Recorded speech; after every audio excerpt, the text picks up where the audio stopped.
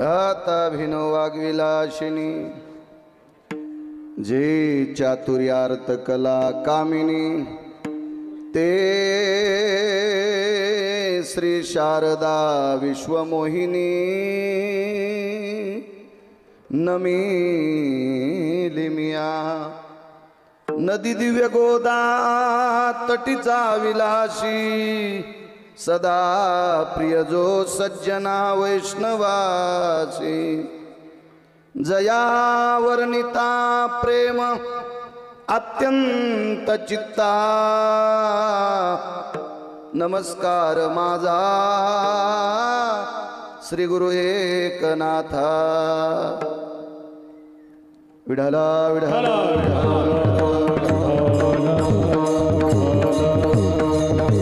अखिला गोतया सुखा जेने हरिनये मुखा मज होत का विपत्ती पांडुरंग रावो चित्ती।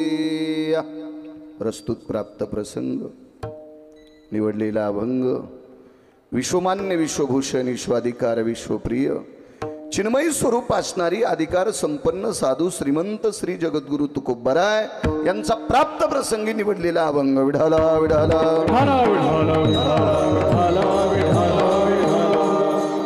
खाली बसा, तुमच्या मागच्यांना मी दिसत नाही। कॅमेरा सेटअप करताना पुन्हा उठा जा, पण बसा खाली। अहो आम्हाला सगळ्याला पैसे येत, ऐकणाऱ्याला काय हो, बघू द्या ना त्या एलगिरगावचं बाळ्या विठाला विठाला विठाला।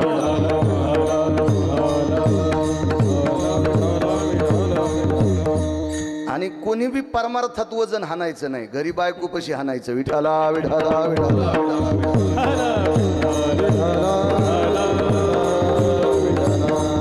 घरी शिळे तुकडे मोडीत येत आणि इथं वजन हाणतेत काय काय सुंबळे विठाला विठाला विठाला। प्राप्त प्रसंगी निवडलेला अभंग माझ्या देहूतल्या मालकांचा आहे। मालक या अभंगाद्वारे विश्वाच्या मालकाला एक मागणी मागतात। आगी लागो तया सुखा, देवा माझ्या त्या सुखाला आग लागो। कोणत्या सुखाला? जेने हरी नये मुखा।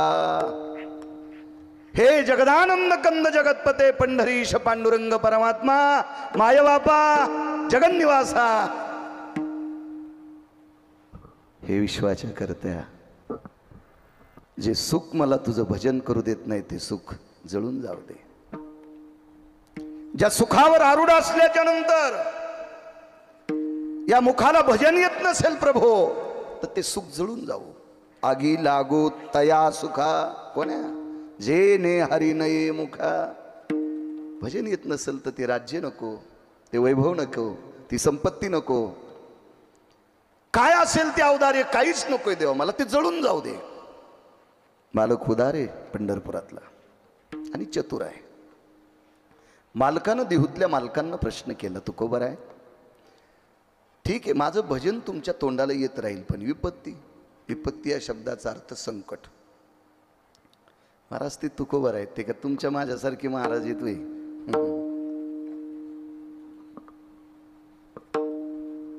जाऊ द्या, बोलणंच नकोय।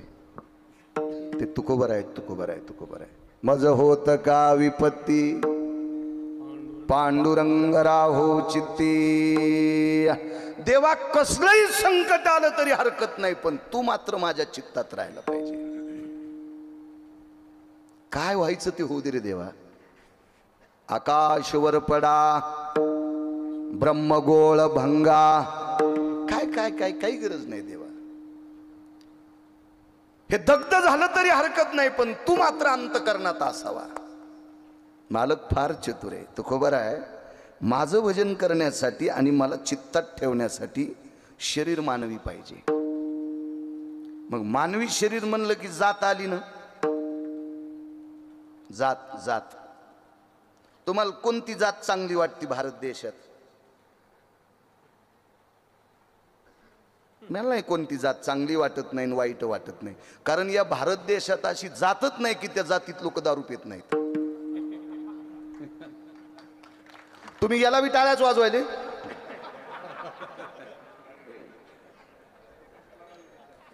अशी एक बी जात नाही की त्या जातीत हरामखोर लोक नाहीत गुरुजी.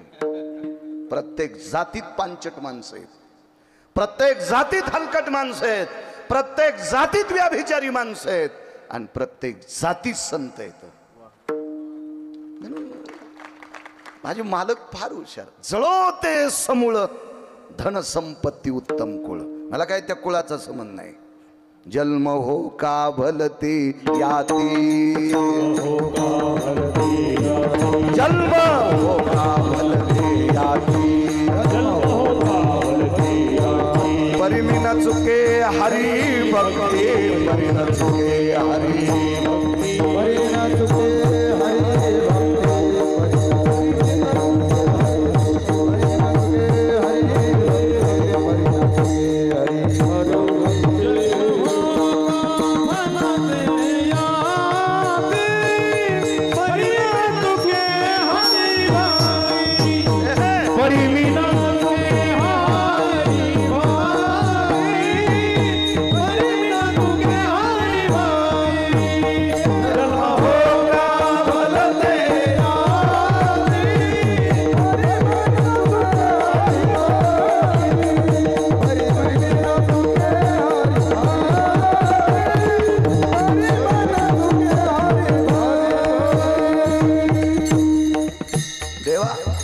संत शिरोमणी नामदेवरायांची मागणी आहे, जन्म हो का भलते याती, पण मला वारकरी कर. गंगाखेडच्या आईसाहेबाचं तर मत आहे, ते कोण्या जातीतला असो वारकरी असो त्याच्या पायावर माझं डोकं आहे. हो का उत्तम चांडाळ, हो का उत्तम चांडाळ, त्याचे पायी माझे कपाळ, त्याचे पायी माझे कपाळ, त्याचे पायी माझे कपाळ, त्याचे पायी माझे कपाळ, त्याचे पायी माझे कपाळ. होता उत्तम चांडाळ, त्याचे पायी माझे कपाळ, त्याचे पायी माझे कपाळ, त्याचे पायी माझे कपाळ. हो का त्याचे पायी माझे कपाळ, त्याचे पायी माझे कपाळ. हो का उत्तम चांडाळ, त्याचे पायी माझे कपाळ. याच्या पलीकडे पंढरीचे वारकरी, त्यांचे पाय माझे शिरी. जात नाही विचारली, चांडाळाच्या कुळातला असेल पण वारकरी असावा. वैष्णव चांभार धन्य त्याची माता. बुट शिवणाराच्या कुळातला आहे, चपला शिवणाराच्या कुळातला आहे, पण वारकरी आहे. त्याच्या आईला हृदयात घेतलं पंढरपुरातल्या मालकानं. जातीचा संबंध नाही. याता याती धर्म नाही विष्णुदासा, निर्णय त्वाईसा वेदशास्त्री. तुका म्हणे नाही जाती सवे काम, ज्याची मुखी नाम तोची धन्य. चांगलं वागणाऱ्याला किंमत आहे, बाकी नाही. देवा ही संपत्ती नकोय, जळो ते समूळ धन संपत्ती उत्तम कुळ. मला काही त्या कुळाचा संबंध नाही, मला फक्त तुझं भजन तोंडाला यावं. काय गोड मागणी शेवटची. तुका म्हणे देवा रे, तुका म्हणे देवा, जेने घडे तुझी सेवा. देवा मला फक्त जे काम केल्याच्या नंतर तुझी सेवा घडते असं देऊन टाक. भजन केल्यावर देवाची सेवा घडते असं नाही. अशी काही व्यवहारात कामं येतं, ती कामं केल्याच्या नंतर लाखो पंढरपूरच्या वाऱ्या केल्याचं पुण्य प्राप्त होते. लाखो लाखो.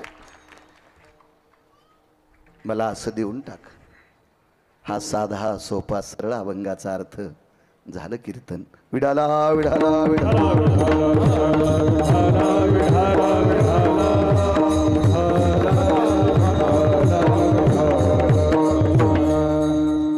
आगी लागो तया सुखा. सुख कोणाला नको वाटते. मज लागी दुःख व्हावे, हातवरी करा बरं. कोणाला वाटतं मोह घर उडून जा? कोणाला वाटतं आपल्या बँकेतले पैसे संपवा? ज्याचे सगळे फ्यूज उडाले ते पण पैसे खिशात ठेवते. ज्याचे सगळे कॉईल उडालेत का गुरुजी त्याला पण पैसे आवडतील. नेमकाच चिखलाचा उंडा लहान लेकराला पैसे दाखिले ते पण गपचूप बसत. पैसे आवडत नाही असा माणूसच नाही. उग टकटक करतीत कमरा बांधल्या. विठाला विठाला विठाला. महाराज हे जर खोटा असतं तर मालकाचा अभंग. ऐसा कोणी दावा हे जया नावडी. ऐसा कोणी दावा हे जया नावडी. ऐसा कोणी दावा हे जया नावडी. ऐसा कोणी दावा हे जया नावडी. कन्या पुत्र घोडे दाराद. घोडे दाराद. कन्या पुत्र घोडे दाराद. नैवम गिरगावकर लिखितम. हे काय गिरगावच्या बाळूचं वाक्य का? एक जण म्हणला मी लग्न केलं नाही. मग हान तू काय आम्हाला? लग्न करणाऱ्याच्या अंगावर ट्रॅक्टर घालतो. तुला काय वाईट वाटते लग्न करणारे? नाही म्हणलं मी लग्नच केलं नाही. अरे तुला बी नाही सुटली. नाही त्या सुटली द्रव्य लोभ माया. नाही त्या सुटली द्रव्य लोभ माया. नाही त्या सुटली द्रव्य लोभ माया. भस्मदंड छाया तरुवराची. भस्मदंड छाया तरुवराची. भस्मदंड छाया तरुवराची. नाही सोडत त्यानं कोणाला. माया नाही सुटत अद्याप नाही. हे फक्त 18 लोक सुटले. त्याच्यापैकी तुकोबा एक नकोय म्हणजे देवा. कशाहून सिद्ध सांगू तुम्हाला? 36 किलो सोन्याची परात एक मुसलमान घेऊन आलता. रयतेचे राजा छत्रपती शिवाजी महाराजांनी श्रीमंत श्री जगद्गुरु तुकोबारायची संसाराची वरची परिस्थिती पाहिली. आतली कळत असती का खिल्लारे गुरुजी कोणाला? कातकडे गुरुजी आतली कळत असते. संत आतून कळायला इतकी लायकी आहे का आपली? आपल्याला वरून कळते महाराजाला लय मोठी गाडी आहे. अरे गुंडायला गाड्या मोठ्याल्या सुंबळ्या. महाराज मोठ्या गाडीत बसतो काय मीठ लावून साठी तू त्याला. विठाला विठाला विठाला. महाराज मोठ्या गाडीत आला येणं मोठा नसतोय. महाराजाकडे आचरणाचं कार्ड मोठा असावा त्याला महाराज म्हणत असते. विठाला विठाला.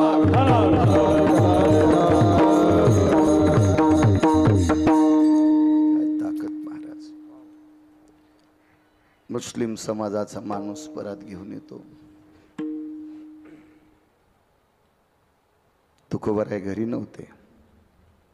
ज्या दगडावर ज्या शिळेवर बसून तुकोबाराय भजन करत होते त्या शिळेवर ताट ठेवलं. सोन्याचं ताट.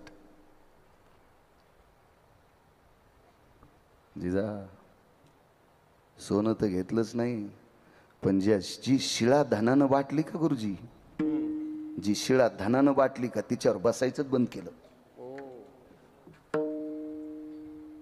मला यार महाराज याला म्हणत असते त्याग. आपली सगळी नाटकं. चावत नाही म्हणून हरभरे खात नाही. दातच नाही तुला सोंबळ्या. आणि एकाला दात आहेत पण खात नाही. खाल्लं की तांब्या घेऊन जावं लागतं. नाही आपण हरभरे पाहतच नाही. कसा पाहशील तुला पचतच नाही. तर ही आपली नाटकं आहेत महाराज. याला त्याग म्हणायचंय. नको म्हणले. रयतेच्या राजांना दुःख वाटलं. कोणाला राजा म्हणायचं? माझ्या वाचनात फक्त 6 राजे आले. त्याच्यानंतर राजे कोणालाही म्हणेन पण जाणता नाही म्हणायचा. तितकी जी भालकट नाही. जाणते राजे फक्त 6च. त्याच्यापैकी 5व्या क्रमांकाचा राजा रयतेचे राजा छत्रपती शिवाजी महाराज. आता कोणीही कोणाला पदव्या देत असेल त्या टेबला खालून सुटकेच गेलेल्या पदव्या. रयतेच्या राजांना जाणता राजा पदवी ही देहूतल्या मालकांनी दिली. 100पेक्षा जास्त कारण आहेत जाणतेपणाचे. त्याच्यातले 2 सांगतो. दुःख वाटलं छत्रपतींना. महाराज संपत्ती नको म्हणतात, सुख नको म्हणतात. भजन जर येत नसेल तर सुख नको म्हणतात. हे वाक्य तुकोबारायचं. आम्हाला सांगता गोड येते, वागता कुठे येते? तुमच्या मनाचा मोठेपणा म्हणून आम्हाला महाराज म्हणता, तुमच्या वाणीची श्रीमंती म्हणून तुम्ही आम्हाला महाराज म्हणता, अन्यथा तुम्हाला कळत नाही म्हणून म्हणता विठाला विठाला विठाला महाराज महाराज ते महाराज. कोणाला राजा म्हणायचं दुःख का झाले त्याचं कारण सांगतो. शेतकऱ्याच्या शेतातून घोडे पळाल्याच्या नंतर 2 न्यायाधीश आणि 14 गुमास्ते तपासणीला जायचे आणि ज्या शेतकऱ्याच्या भाजीच्या देठाचा सुद्धा खर्च 3रा सूर्य उगवायच्या अगोदर त्या शेतकऱ्याच्या घरी त्याचे पैसे जात होते, असा ज्याचा न्याय आहे त्याला जाणता राजा म्हणतात. चला 114 पैकी अजून एक सिद्धांत सांगतो. ज्याला उशातलं पायत्यातलं अंतर कळते त्याला जाणता राजा म्हणतात. हे जीनच्या पॅन्टवाल्याला काय नाही करणारे ऊस पायतं, फक्त म्हाताऱ्या लोकांना कळल ऊस पायतं कशाला म्हणतात. महाराज हे तर लय लांबचा प्रश्न आहे. या देशातल्या 8 पत्न्या सोडून जगातल्या कोण्याही जातीच्या स्त्रीला माय म्हणणारा राजा रयतेचे राजा छत्रपती शिवाजी महाराज. काळ्या रात्री चमकत होतं जिच्या रूपाचं ऊन, अशी देखणी होती एका मुस्लिमाची सुन, तिला पाहुनी आई म्हणाला राजा तो शिलवान, आनंदाने नांदत होती हिंदू मुसलमान. मला याच्यातलं एकच घ्यायचे, तिला पाहुनी आई म्हणाला. अमावस्याच्या रात्री जिच्या अंगाचा प्रकाश पडतोय, इतकी सुंदर स्त्री आणि आई म्हणून परत करावा ही जाण गेलाय तो जाणता राजा. जिकडं जाईन तिकडं लुगडं वाळत आणि त्याला जाणता राजा म्हणणाऱ्याच्या तोंडात किडे पडतील. विठाला विठाला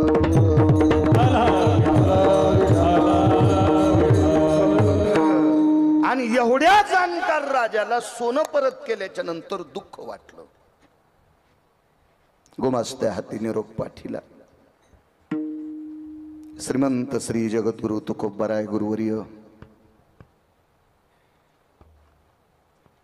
आपला शिवाजी भोसले तुकोबर, छत्रपतींचं वाक्य माझं नाही, त्यांचं स्वतःचं वाक्य.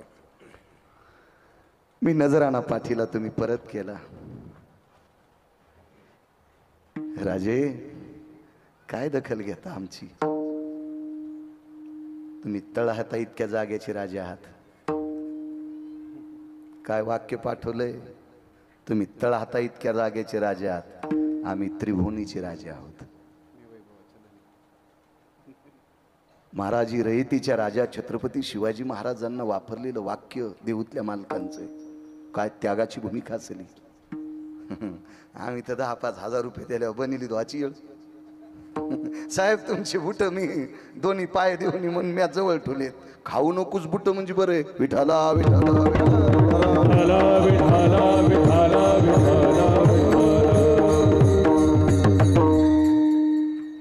आगी लागत आहे सुखा. कोणत्या सुखाला?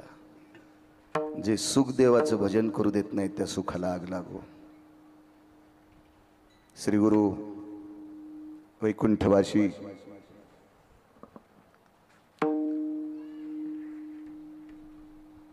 ज्ञानसूर्य प्रचंड विद्वान श्री गुरु साहेबराव महाराज यांचं लग्न झालं. इच्छा नव्हती लग्न करण्याची. आईचा आग्रह, वडिलांचा आग्रह, काकांचा आग्रह, काकीचा आग्रह, गुरुजी मामांचा आग्रह, नातेवाईकांचा आग्रह आणि लग्न लावलं. 19 वर्षाला काही दिवस कमी होते. पंढरपूरला जाण्याचा योग आला आणि पंढरपूरला वाळवंटात एक कीर्तन ऐकलं. ते कीर्तन महाराष्ट्रातले ज्ञानसूर्य श्री गुरु रंगनाथ गुरुजी परभणीकरांचं कीर्तन ऐकलं. चांगल्यांचं ऐकायचं मानस ठेवी जा, देव तुमचं चांगलं करीन. कीर्तनात 100% ऐकायचं, मनात थूत जाऊ नका. 1% आणि कीर्तन ऐकलं. घरी आले. आईनं सांगितलं बाळा परवाला पाहुणे आलते रे, तुला सोयरीक आली. भूक लागली होती पण जेवलेच नाही. बाळा जेव ना. खोटं बोलले आईला, मी जेवून आलो. काय दुःख आहे? मला आई मला संसारात पाडायले. हा संसार मला भजन करू देणार नाही. फलकट तो संसार, फलकट तो संसार, फलकट तो संसार, फलकट तो संसार, येथे सार भगवंत, येथे सार भगवंत, येथे सार भगवंत, येथे सार भगवंत, येथे सार भगवंत, फलकट तो संसार, येथे सार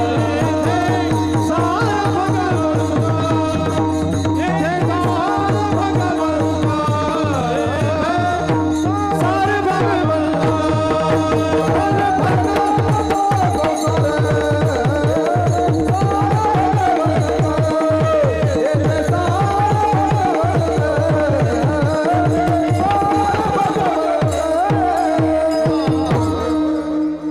संसार फलकट होता. रात्रभर झोपले नाही. दुसऱ्या दिवशी सकाळी तो पाहुणा आलाच घरी. आईला आनंद वाटला. त्याला पुरणपोळीचा स्वयंपाक केला. आपल्या मुलाला सोयरी घेऊन आलाय. आणि श्री गुरु साहेबराव महाराजांचं लग्न जबरदस्ती लावलं, इच्छेच्या विरुद्ध. आगी लागोताय सुखा सांगतोय. लग्न झाल्याच्या नंतर कुलाचार, शिष्टाचार, वरयात्रा. पूर्वीच्या काळात देवाला जात होती माणसं, आता हनीमूनला जातात. सर्व देवा आटपली. आईला सांगितलं, आई आम्हा दोघांना पंढरपूरला पाठवतात का? जा म्हणे बाळा. उदात्त अंतकरणाने विटेवरच्या मालकाच्या चरणावर डोकं ठेवलं. देवा, इच्छा नव्हती रे संसारात पडायची. हा संसार तुझं भजन करू देणार नाही. कर्ण मला मदत देवा. देवा कर्ण मला मदत, कर्ण प्रभू कर्ण मदत. घरी आले. ठीक आहे, पूर्वीच्या काळात इथं वयस्कर महात्मे येतं, माझ्या वडिला समान, आजोबा समान. तुमच्या काळात शक्यतो शेजाऱ्यांना देखता, कोणा देखता, आई वडिला देखता बायकोला बोलत नव्हते. मलाही ज्ञान आहे त्याचं. पण श्रीगुरूंच्या सोबत जिनी लग्न केलं त्या स्त्रीला असं लक्षात आलं, त्या माऊलीला, की मालक काहीच बोलत नाहीत. आले घरी. प्रपंचाचा पहिला दिवस आहे. घरात प्रवेश केला. एका पेल्यात पाणी घेऊन, तांब्यात पाणी घेऊन, जिच्याशी पाणी ग्रहण केले, जिच्याशी लग्न केले, ती धर्मपत्नी आपल्या मालकाला पाण्याचा तांब्या घेऊन आली, फुलपात्र घेऊन आली. काय वडिलांनी जे आसन दिलं तर सासऱ्यानी लोखंडाचा पलंग असेल, लाकडाचा असेल, काय असेल, त्या पलंगावरून उठले आणि दरवाजेची आतली कडी लावली आणि पलंगाच्या खाली मांडी घालून बसले आणि दोन्ही हात छातीवर टेकले. पत्नीला सांगितलं, माय, मला तुमच्यासोबत लग्न करण्याची इच्छा नव्हती, पण माझ्या आई बाबांनी, माझ्या काका काकींनी, मामांनी, मामींनी, इष्टमित्र, सोयऱ्या, सख्यांनी मला प्रपंचात पाडलं. मला माफ करताल का? महाराज, ती माऊली सुद्धा त्या काळातली होती. एका तिळा इतकं दुःख गुरुजी अंतकरणातनं अंत तिनं सांगितलं. अक्षिदा तर पडल्यात आपल्या अंगावर. अंतरपट दोघांच्या मधातला सुटलाय. तुम्ही माझे पती आणि मी तुमची धर्मपत्नी. हे नातं श्रुतीच्या, वेदाच्या, शास्त्राच्या, पुराणाच्या आधाराने, अग्नीच्या साक्षीने, सोयऱ्या धाऱ्याच्या साक्षीने आपण प्रपंचात पदार्पण केले. जी, मान्य करतो, पण एक लक्षात ठेव, स्पर्शा सस्पुरुषा तिजा येते आम हरिद्रादि चूर्णा भवस्थितो विधिकालाति सकलाम यत मंगला त्यक्त परिभवा. मी फक्त इधीनं तुझा पती झालोय, अजून स्पर्शन नाही. एक हळकून वाटून माझ्या आणि तुझ्या अंगाला लावलंय. तुमच्या, तुम्ही बोलतोय ते तुमच्या म्हणले. एक हरिद्रादि कुमकुमम, हे फक्त विधीनं मी तुमचा पती झालोय, स्पर्श आतापर्यंत नाही. मी तुम्हाला जा म्हणणार नाही, पण जोपर्यंत या शरीरात प्राण आहे तोपर्यंत तुम्हाला आई म्हणेल. आपली राहायची इच्छा आहे का? आपली थांबायची इच्छा आहे का?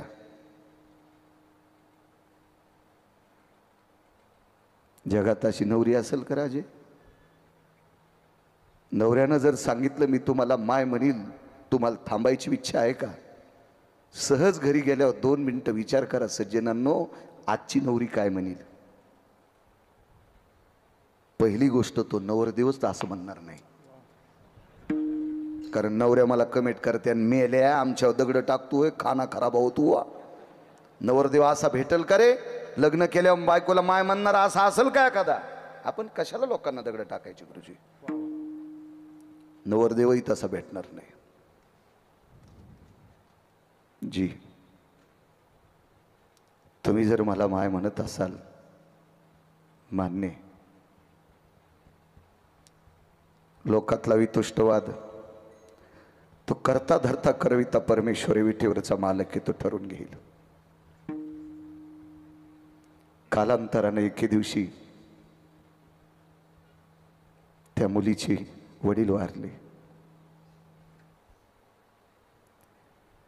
आपल्या बापाच्या अंत्यविधी करता बापाचं अंतिम दर्शन घेण्यासाठी ती मुलगी माहेराला गेली. महाराज नाही गेले, कारण जिला बायको म्हटलंच नाही तिचा बाप सासरा कसा होईल? होय गिरिजनाथ महाराज, जिला बायकोच म्हटलं नाही तिचा बाप सासरा कसा होऊ शकतो गुरुजी आपला? नाही गेले, ते नाही गेले. आईनं सांगितलं, बाबांना सांगितलं, नाही म्हणे मी नाही जाऊ शकत. मुलीने वडिलांचा चेहरा पाहिला, चौघाच्या खांद्यावर बापाला दिले लोकांनी. म्हाताऱ्याचा अंत्यविधी झाला. दुसऱ्या दिवशी अस्थि संचयाचा कार्यक्रम होता, तो आटपला. आणि आईला सांगितलं, आई मी येते का आता? आईने सांगितलं, बाई बाबाचे 10 दिवस होईपर्यंत थांबणं, तू थांबणं, वडिलाचे 10 दिवस होईपर्यंत. नको आई, येते मी, येते. आईनं मुलीच्या गळ्याला विठी मारली आणि कडकडाटून उकसाबुकशी रडू लागली. माय 7 वर्ष झालेत तुझ्या लग्नाला ग. मला असं वाटत होतं तुला झालेलं बाळ तुझ्या बाबांनी पाहून मरावं. तुला एखादी मुलगी, तुला एखादा मुलगा व्हावा, ते बघून तुझ्या बाबाच्या डोळ्याचे पारणे फिटावे. त्याने आनंदाने प्राण सोडला असतं ग बाई. पण तुझ्या बाबा देखता तुला आपत्ती झालंच नाही. येते आई. आईनं पुन्हा एकदा हृदयाला मिठी मारली. आईनं सांगितलं, बाई माझ्या अंतकरणात शरीरात प्राण आहे तोपर्यंत तुला एखादं बाळ व्हावं. जोपर्यंत माझा जीव आहे तोपर्यंत तुला एखादा मुलगा व्हावा, एखादी मुलगी व्हावा. वाक्य काय वापरलं असेल मुलीनं? आई स्वप्नात बी इच्छा करू नकोस, मला मुलगा किंवा मुलगी होईल ही स्वप्नात सुद्धा इच्छा करू नकोस ग आई, स्वप्नात पण. का ग बाई? आई तुझ्या कपाळावरचं कुंकुम आलवलंय, तुझ्या कपाळावरचं कुंकुम आलवलंय, हे दुःख तुला डोंगरापेक्षा मोठं झालं. आई हे कपाळावरचं तुझ्या कुंकुम आलवलंय, हे दुःख तुला डोंगरापेक्षा मोठं झालं ग माय. मी सांगितलेलं वाक्य ऐकल्यावर तुला ऐकायची क्षमता नाही, पुन्हा कधीतरी कळेल. येते मी. हातातल्या बांगड्याचा आवाज आला. महाराज दारातल्या झाडाखाली बाजेवर आराम करत होते. तेवढ्या अवकाशात बैलगाडी आली आणि बैलगाडीतून एक माऊली उतरली. तिच्या हातातल्या बांगड्याचा आवाज आला. पाहिलं तर आल्यात वाटते. मनानं आश्चर्य केलं, जिचे वडील वारले ती परत कशी आली असेल? संध्याकाळची वेळ आहे. एकांतात दोघं तुळशी वृंदावनापाशी बसले आणि महाराजांचा शब्द पडला, माय बायकोला, माय तुमचे बाबा वारले तरी तुम्ही परत आलात, तुम्ही माहेरात राहिला नाहीत. काय वाक्य राजेहो, कशाला त्याग म्हणतात? हो तुम्ही जर मला माय म्हणत असाल तर मी तुम्हाला लेकरू म्हणते, आणि माय लेकराला सोडून माहेरात राहत असते का?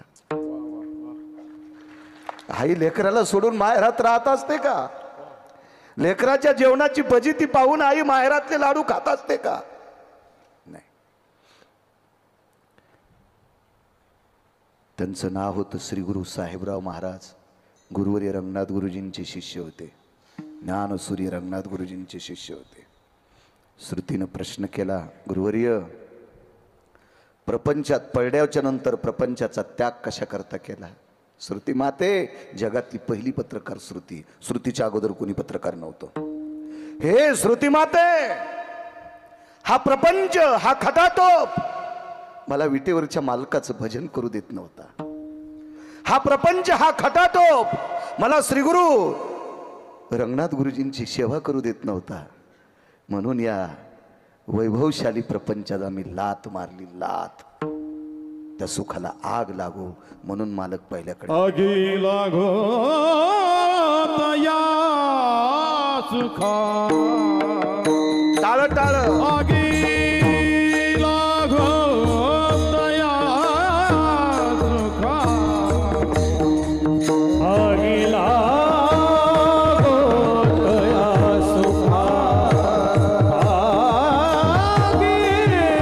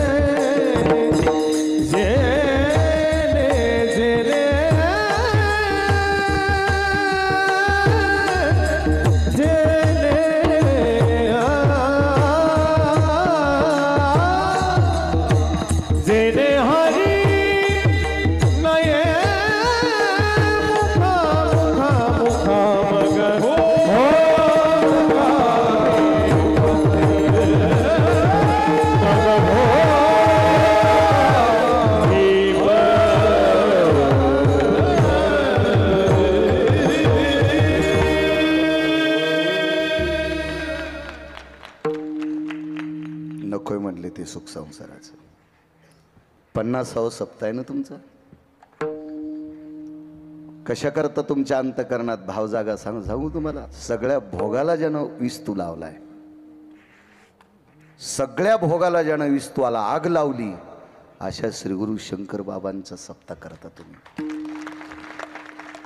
सगळ्या भौतिक भोगाला विस्तू लावला म्हणून सप्ताह. एवढा मोठा वैभवशाली, इंद्राच्या वैभवाला लाजवील इतका गावाचं नाव कोरगळ ग्रामस्थ. छोटं गाव आहे, असं फारसं काय नाही, 1000 मतदान आहे. आणि एवढं मोठं माझ्या विश्वाच्या मालकाचा नामाचा उत्सव तुम्ही कोरगळ मंडळी, कोरगळ ग्रामस्थ वतीनं करता. तुम्हाला धन्यवाद. छान सात्विक सदाचारी पावन माणसं भेटायला आले, ज्यांच्याकडे बसलो त्यांच्याकडे माळदाचं घर, विटेवरच्या मालकाचा फोटो, आनंद वाटला. दारात गाई, शेतीशी नाळ असलेलं गाव आहे तुमचं. ज्यांना शेती कळती का त्यांनाच भजन करावं. ज्याला माती कळत नाही का त्या हरामखोरानं भजनाच्या नादीच लागू नये. विठाला विठाला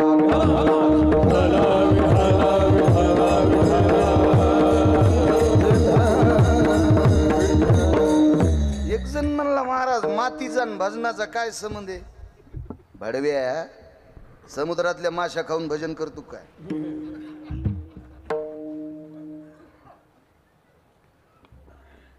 गुरुजी, भजन करण्यासाठी अंतकरण शुद्ध लागते आणि अंतकरण शुद्ध होण्यासाठी आहार शुद्ध लागतोय. आणि शुद्ध आहार देण्याची ताकद फक्त माझ्या काळ्या मातीत आहे. कुठत नाही सापडणार शुद्ध आहार. आणि तो शुद्ध आहार संत दाखवतोय. जो आहार संत दाखवतोय, संत कळाल्याच्या नंतर देव कळत असतो. असा कुठं देव कळत असतो का? हरी प्राप्ती हरी प्राप्ती करावे संताचे पाय.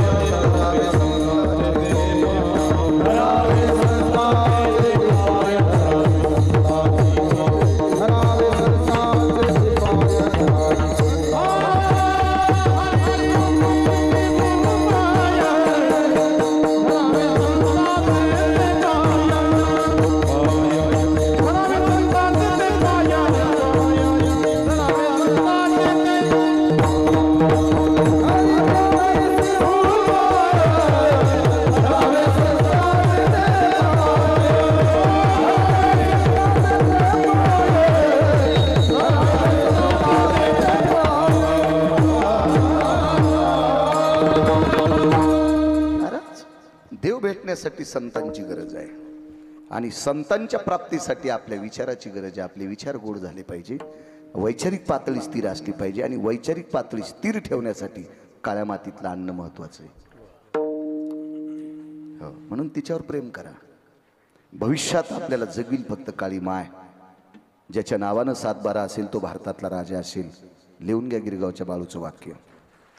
हे कोण नाही कोण नाही कोण नाही, काय नाही काय नाही, तिथे आहे त्याची गतुडे बांधलेत, ते कोणी तुम्हाला विचारणार नाही. विठाला विठाला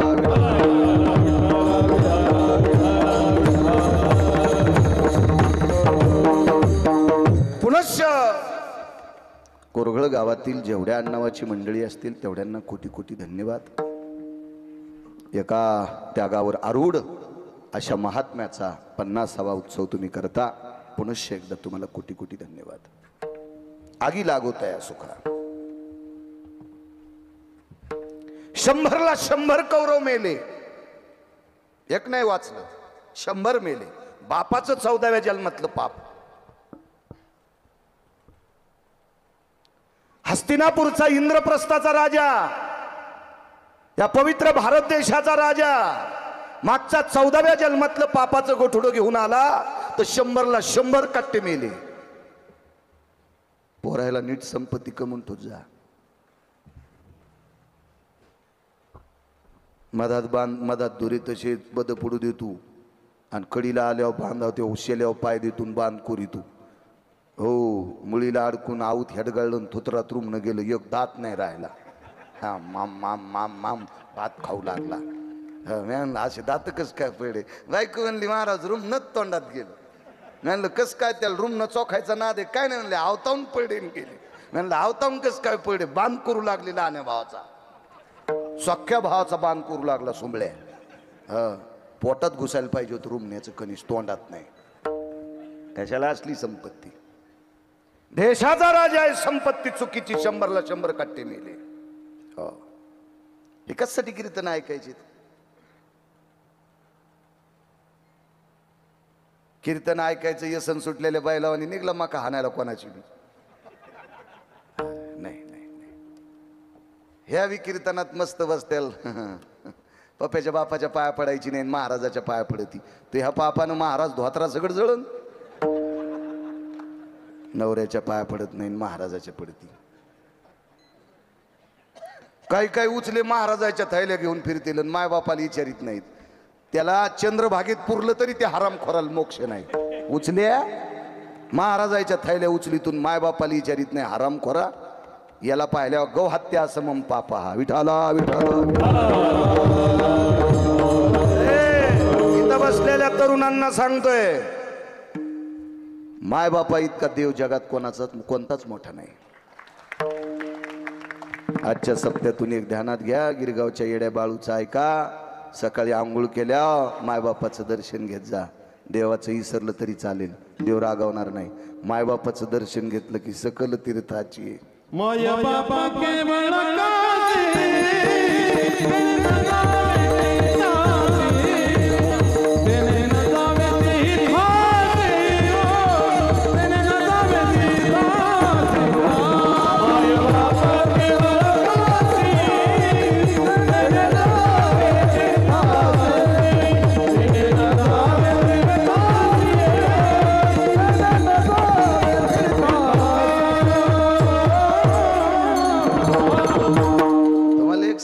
ज्याला आई वडिलाचा आशीर्वाद नाही त्याला भारतातला कोणताच महाराज त्याचा उद्धार करू शकत नाही. काय त्या महाराजाची माय व्याली?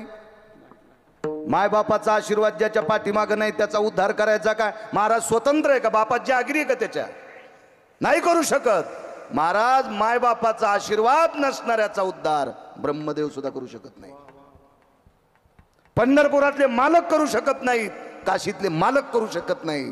ते दोन दोन अभंग पाठ करणारे आम्ही करू शकतो का तुमचा उद्धार? विठाला विठाला विठाला.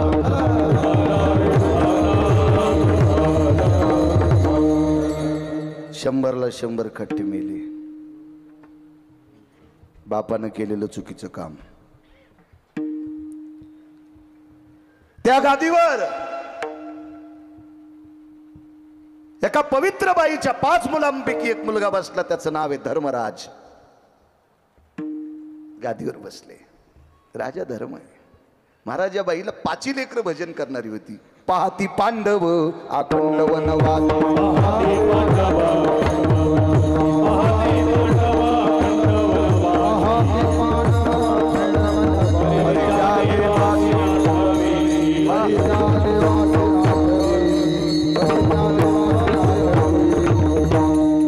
पाहते पांडव अखंड वनवासी.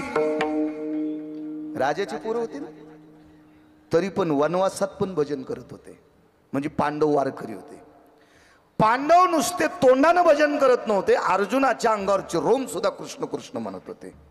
या पांडवांची पत्नी तिच्या डोक्यावरचे केस कृष्ण म्हणायचे, आणि इंचरल्याच्या नंतर जर केस खाली पडले तर ती जागा सुद्धा कृष्ण म्हणत होती. इतकी पवित्र पत्नी होती पांडवांना. गादी भेटली या पवित्र देशाची. 100 मुलांचा रास झाला, आणि या मुलांचा बाप राज्य सोडून वनात गेला. बायको चांगली होती बिचाऱ्याची, वनात गेले. राज्यावर मालक 2, राजा पंडूचे 5 पुत्र आणि विदुर काका, ही 2 जण आहेत. धृतराष्ट्र हा निघून गेला. हस्तिनापुराची मालकी दोघांकडे आहे. धर्मराजा गादीवर येत, आगी लागत आहे सुका सांगतोय, गादीवर येत. एके दिवशी धर्म, अर्जुन आणि भीम हे 3 लोक विदुर काकांकडे गेले. काका गावाच्या बाहेर एका झोपड्यात राहत होते. साधूचं लक्ष नाही. महत्व हरवी, चातुर्य लपवी, पिशेपण मिरवी आवडवणी, पूज्यता डोळा न देखावी, स्वकीर्ती कानी ना ऐकावी, हे साधूचं लक्ष नाही. हा, पैसे फार झाले म्हणून पैशाची गादी केली, हे भोगवाद्यांचं लक्ष नाही. याला साधू कसं म्हणता येईल? साधू या सगळ्यातून बाजूला राहतो, त्याचं नाव साधू असते. काका होते विदुर काका. काकांकडे गेले आणि अर्जुनानं आपला प्रश्न मांडला. काका, आमची एक इच्छा आहे, हस्तिनापूरच्या वाटण्या करायच्या. काकाने सांगितलं का तुम्ही राजा आहात आणि काय म्हणून वाटणं? काही नाही काका. एक काका गाव सोडून गेलेत, आमचे बाबा वरे गेले, आता फक्त तुम्ही आणि आम्ही आहोत. आम्ही आहेत तोपर्यंत एका तिळाची बेईमानी करणार नाहीत, पण आमच्या पश्चात आमच्या मुलांनी तुम्हालाही त्रास देणार नाहीत, पण आमचे नातू जर तुमच्या नातवांना त्रास दिला तर आम्हाला नरकवास भोगावा लागेल, म्हणून आत्ताची आत्ताच 2 वाटण्या करून टाका.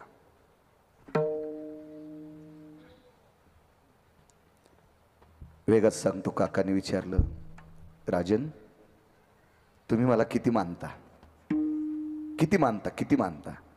महाराज धर्माच्या, अर्जुनाच्या आणि भीमाच्या तोंडातून वाक्य पडलं, काका जन्मदात्या पित्या इतकं तुम्हाला मानतो, तो वडला इतकं तुम्हाला मानतो, तो वडला इतकं. वा. याच्यानंतर कोणाला मानतात? विटेवरच्या मालकाला, जगदानंद कंद जगतपती द्वारकाधीश श्रीकृष्ण परमात्म्याला.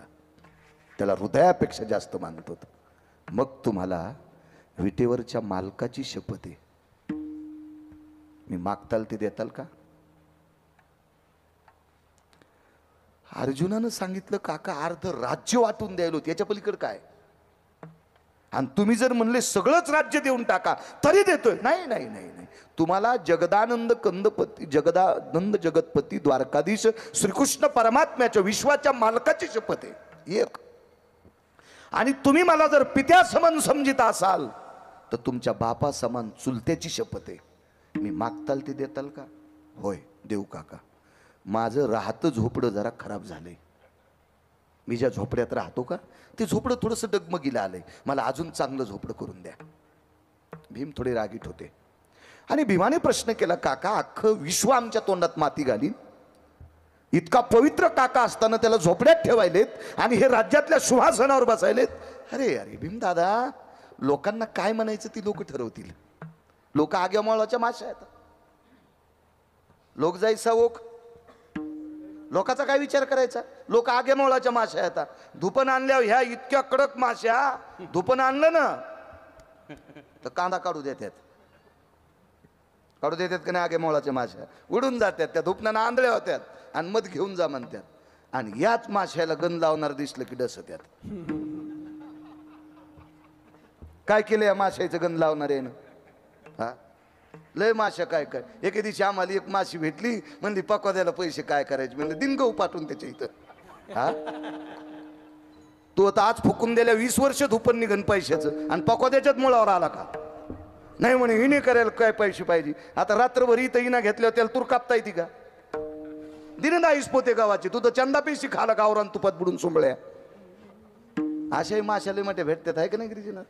होतात ना आपण दोघं जण, नाव कशाला घ्यायचं, कारण लय पवित्र स्टेज आहे. विठाला विठाला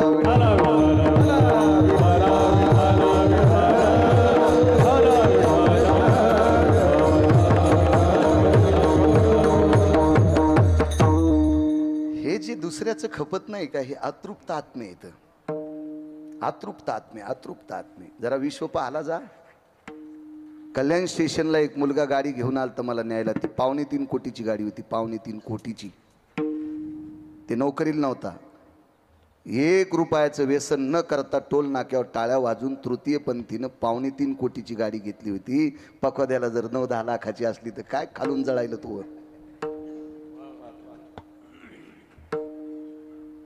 निर्वेशनी होता बिचारा तो, निर्वेशनी. त्यानं सुपारी सुद्धा खाल्ली नाही. या देशातला तृतीय पंथी, त्याला 3.25 कोटीची गाडी. जरा बाहेर बघ ना, काय इथली इथे इचकी तू. हे अतृप्त आत्मे असतात, अतृप्त आत्मे. रावण सुद्धा अतृप्त आत्मा होता बरं. रावण सुद्धा, पुराण सांगतं रावण अतृप्त आत्मा होता. रावण प्रचंड विद्वान होता पण अतृप्त आत्मा होता. चला,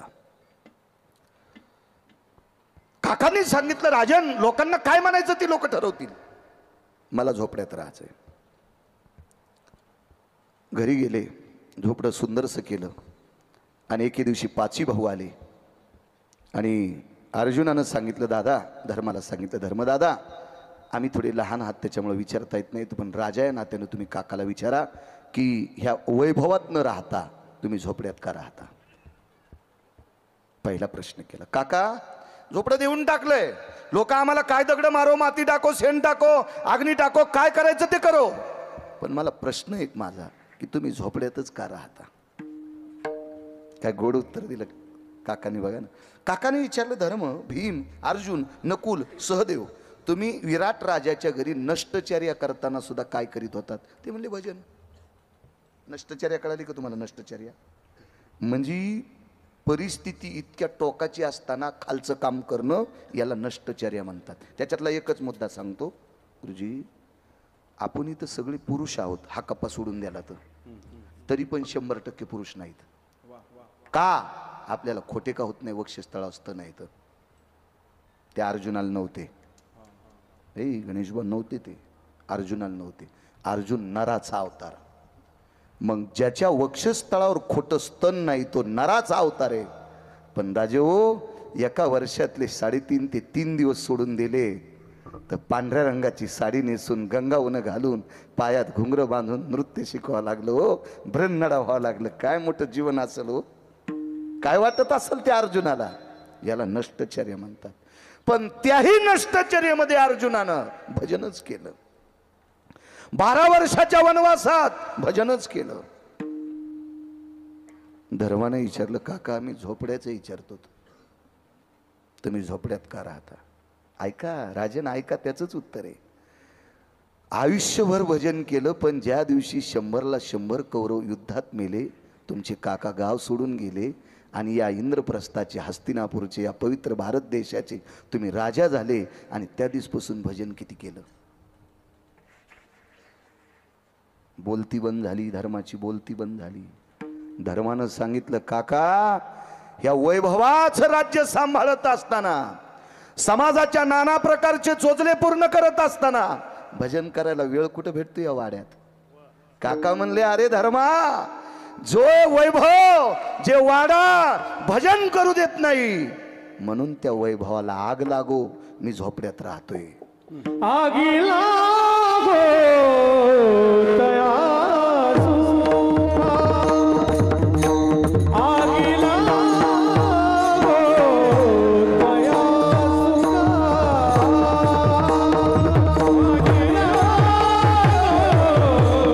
तया सुखा, आगी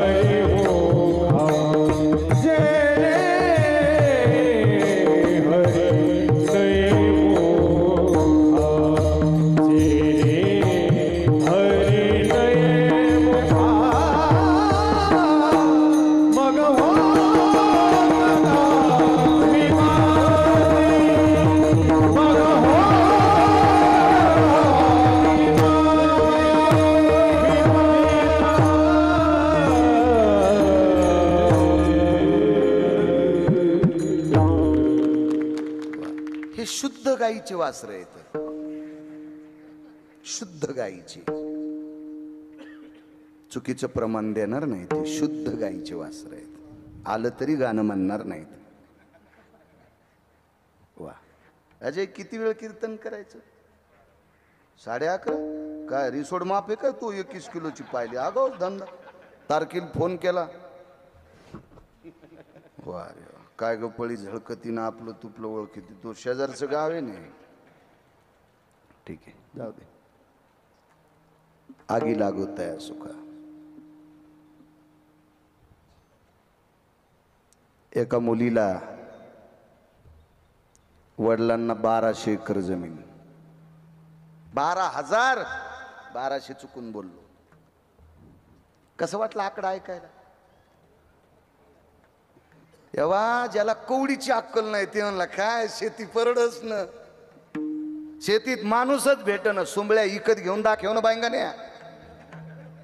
इंच भरी काय कुठं आणि निघली तर आहे का ताकद घ्यायची. नुसते बोंबलत येत आपले. आंबा चोकून घेतला आणि कोय फेकून दिली. अरे पानचिट कुठला शेती. 12,000 एकर शेती एका माणसाला. एकटीच पोरगी, एकटीच पोरगी. सोयरी किती येत असतील बुवा. हे गणेश बा किती सोयरी. गुरुजी किती किती मोठाला नवरदेव येत असेल. सासऱ्याला 12,000 एकर जमीन. हत्तीवर बिजवारा आला. हत्तीवर बिजवारा. आपण ज्याला रुखोद म्हणतो, शिदोरी म्हणतो, मागणी म्हणतो, हत्तीवर 5-50 हत्तीवर बिजवारा आला. सूर सनई चौघडा वाजत होता. डीजे नाही भितड पाडायला. सूर सनई चौघडा वाजत होता आणि अख्खं गाव दंग झाले. हत्तीवर बिजवारा कोणाकडं? मेवाडचे राजपूत राठोड यांच्या वाड्यापुढे हत्ती थांबले. 34 मेवाडचे राजपूत राठोड त्यांच्या दारापुढे 34 हत्ती थांबले. एका हत्तीवर सोन्याची आबदागिरी आणि त्या सोन्याच्या आबदागिरीतून गावरान तुपातल्या पदार्थाचे डब्बे काढले आणि सुरसनई चौघडा वाजत परमाटी सागाच्या चौकटीच्या दरोज्यातून आतमध्ये हत्ती. काय तुमच्या मुलीला मागणी आली. आईनं विचार केला, हत्तीवर मागणी, 34 हत्तीवर बिजवारा, आपल्याकडं काय असं एवढं?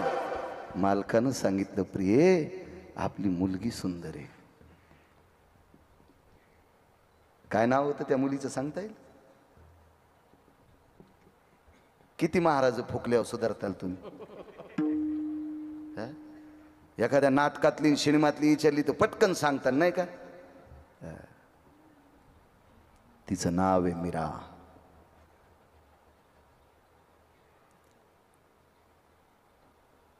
छोटस देवघर आहे. त्या देवघरामध्ये अष्टधातूची मूर्ती आहे. त्या अष्टधातूच्या मूर्तीच्या समोर पायात चाळ बांधलेले आहेत. दार खिडक्या लावलेल्या आहेत. गळ्यामध्ये एकतारी घेतलेली. विना नव्हता.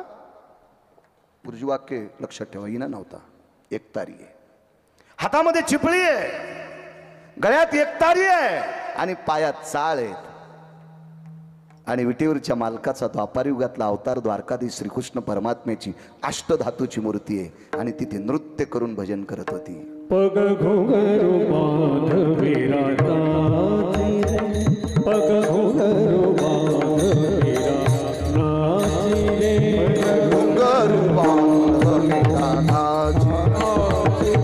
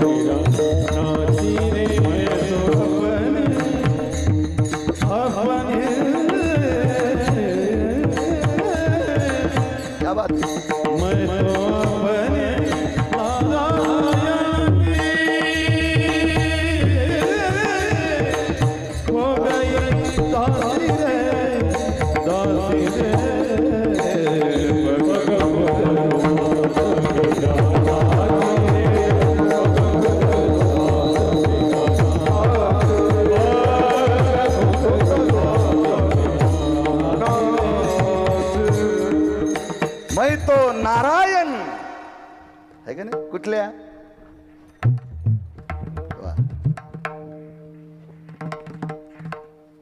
एक तास झालं, जेवण झाली, सगळी झाली. नवरदेव म्हणला, नवरी कुठे?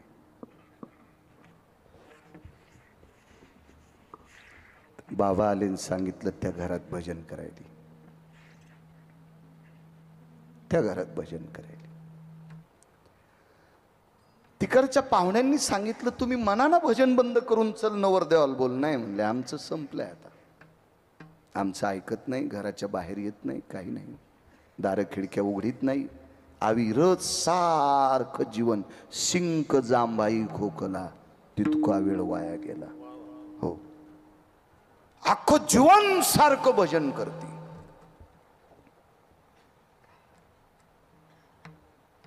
मोठ्यांचं वाक्य सांगतोय. आमच्याकडे वैकुंठवासी साहेबराव महाराज सोनोटीकर होऊन गेले. साधी व्यक्ती महाराज, विटेवरच्या मालकावर इतकी श्रद्धा, इतकी श्रद्धा, इतकी श्रद्धा की त्यांनी जीवनात कधी नवरात्रीतला घट मांडला नाही. नवरात्रीत विटेवरच्या मालकाचीच मूर्ती मांडायची, हीच माझी देवी आहे, तू विटेवरी सखय बाई हो करी कृपा. काय याला वारकरी म्हणत असते तू. गाड्या सुटल्या, फिरायला निघला. कोणीकडे महाराज फुकट गाड्या होत्या, म्हणलं चला सैलानी जावा. तुला कापायला पाहिजे भडवे आडवं, गळ्यात माल घालून फुकट्या गाडीत म्हणल्या सैलानी निघाला पानचटा. तुला सैलानीलाच कापायला पाहिजे. हो, काय नाटक आहेत सगळे आपले. दोन्ही पेवावरी होय, इथंच नास्तिकपणानं लभ्यते. इथं एकदा हातन तिथं एकदा हात. शेपुड्यासारखं चरणं, शेळ्या गाईसारखं चरत नाहीत. याचा शेंडा आण, त्याचा शेंडा आण, पोट भरलं तरी तुळशीचा पण शेंडा आण, इतक्या लहातसर शेपुड्या. आणि त्या शेळ्याचं वर्णन दिलं, इकडं तिकडं थुत्र घालणार यायचं, आपुला तो एक. आणि त्यांनी सांगितलं, खिल्लारे गुरुजी, कातकडे गुरुजी, स्वयं मीराबाईला वडिलांपेक्षा जास्त श्रीमंत राजाचा मुलगा बिजवारा घेऊन आलता आणि विनंती केली, करताल माझ्यासोबत पाणी ग्रहण, करताल पाणी ग्रहण. नाही. का नाही, माझ्यात काय कमी आहे, वरिले सावळे परब्रह्म. महाराज तार्किक लोक होते, काय साधी लोक नव्हती अजय तिथं, तार्किक लोक होते. सगळ्या लोकांनी विचार केला, साध्वी मीराबाई ह्या नवरदेवात काय उणीवत आहे? काही नाही, काही नाही. ह्या नवरदेवात एकच उणीवत आहे, याच्या नावाचं मंगळसूत्र घातलं की भजन बंद होते. 12,000 एकरवाल्याची मुलगी आणि याच्या 1.5 पटीनं श्रीमंत नवरदेवाचा त्याग केला फक्त भजना करता. म्हणून मालक पहिल्याकडे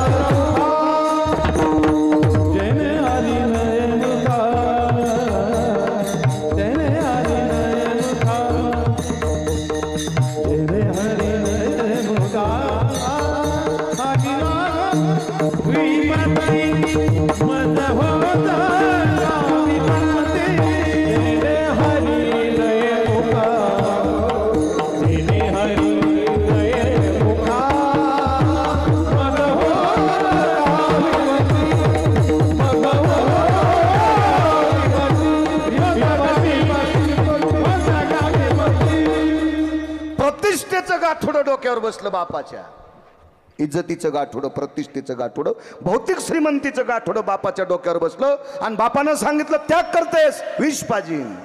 राजाजीने भेजा विष का प्याला, पिवत मीरा हसिरे, पग घुंगरू बांध मीरा नाची रे. मेले तरी हरकत नाही, मज होतं का विपत्ती, पण तो मात्र चित्तात असा. चला पुढे. 1800 बायका एका व्यक्तीला. 1800 काय माणसं असतील. एक हे तर माणसं इतकी बेजार येत. 1800 बायका, 1800. हो, 8-9 कोणाला येते एखादा आहे का? 9 बायकावाला इथे सोडून दिलेल्या नाही, सगळ्या घरी असावा. औषधाला तर नाही गावसायचा. हो, ऊसातून चरकातून निघलेला ऊस तरी उभा राहील. हो, नाही 9 बायका घरी ठेवल्या, याची कांद्याची पात होईल. कवा थुत्तर खालीच पडलेलं. विठाला विठाला विठाला.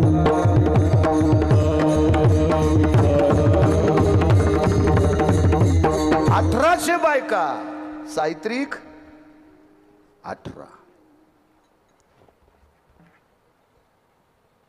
300 बायका आंघोळीला, 300 बायका. उठणं काढलं कोणतीनं, पाणी काढलं कोणतीनं, टावेल आणलाय कोणतीनं, अंगावर पाणी टाकलं कोणतीनं, सुरसनई चौघडा वाजायलाय, बावनिया चंदनाचा चौरंग, सोन्याच्या फिरक्या त्या चौरंगाल. काय थाट बापा. आणि माईनं पोराची आंघोळ करता करता वरून पाहिलं, डोळ्यातला पाठीवर थेंब पडला. चर चर चर चर पाठीवर फोड आला. पाहिलं हे लोटल्या बायका. ते राजा होता ते काय असं माय काऊन रडायली. असं थोडाच होता पोकळवादी कारभार. पाठ पाठ 150 इकडं 150 इकडं बायका. चांगल्या बायका होत्या त्या. लय काय कायला बायका बापा भारी. मायबापाला बोलू देईनात. हो त्याची चट संपत्ती हिसकून घेतली काय काय वाटुळीनं. नवऱ्याला मायबापाला बोलू देईनात बापा. काय बापा एक शब्द बोलू देईनात मायबापाला. एक शब्द काही न. 2 महिने जरी महादेवाच्या पिंडीवर दूध टाकलं तर काय उपयोगी. महादेवाच्या का गोळ्या संपल्यात काहीचं कल्याण करायला. हा नवऱ्याच्या मायबापाला बोलू देत नाही, महादेवाला दूध घालायली. हे चुडेली नाहीस तू. विठाला विठाला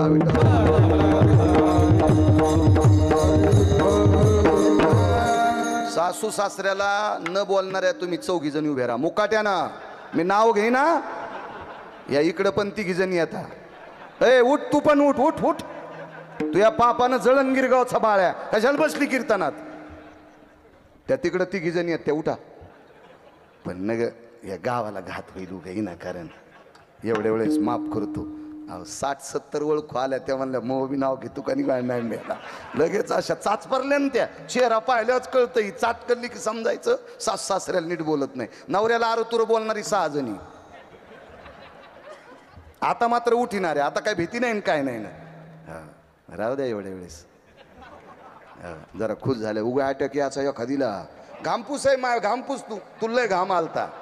मला चांगलं कळत आहे. सगळे चरचर बोलतीस तू नवऱ्याला. आरोत्र बोलतीस आहे का नाही. वा वा वा वा वा. हा तुझ्या भागात असेल त्या भागात निसर्ग पण कोपन माय. विठाला विठाला.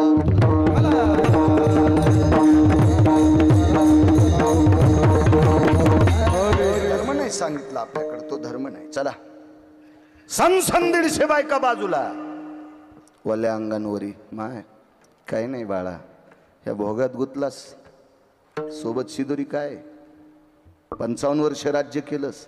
55 वर्ष संसार केलास. तुझे बाबा याच्यापेक्षा मोठे होते. माझ्या डोळ्यानं तुझ्या बाबाचे हाडं लाकडं जळाल्यासारखे जळाले. अंगावरचे रोम गवतासारखे जळाले. डोळ्याने धूर पाहिला तुझ्या बाबाचा. ठीक आहे.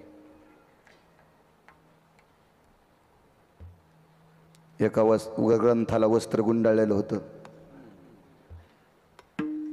आणि त्या ग्रंथावर एक शिल्लक वस्त्र टाकलं होतं भगव्या कलरचं केसरी रंगाचं. त्या वस्त्राचे 2 तुकडे केले. अर्धा तुकडा अंगावरचं भिजलेलं वस्त्र काढून टाकलं आणि एक गाठ मारली. त्याची लंगोटी केली आणि अर्ध्या तुकड्याची 3 गाठीची झोळी केली. आणि 1800 पत्न्यापैकी 1 नंबरचं जिच्यासोबत अगोदर लग्न झालं तिच्या दारात माय म्हणून भिक्षा मागितली. भिक्षाम देहि मा. 1800च्या 1800 बायकांना भिक्षा मागितली. निघून गेले. जंगलात एका झाडाखाली मुक्कामे. त्या दिवशी एक वाट सुरू भेटला. परिसरात 10-5 किलोमीटर गाव नाही. त्या झाडाखाली स्वतःचा कमलोंडो अडकिला. दर्भाची चटई टाकली. रस्त्याने भिक्षा मागितलेली झोळी अडकिली. चिंतन सुरू झालं महात्म्याचं. सार्वभौम राजा.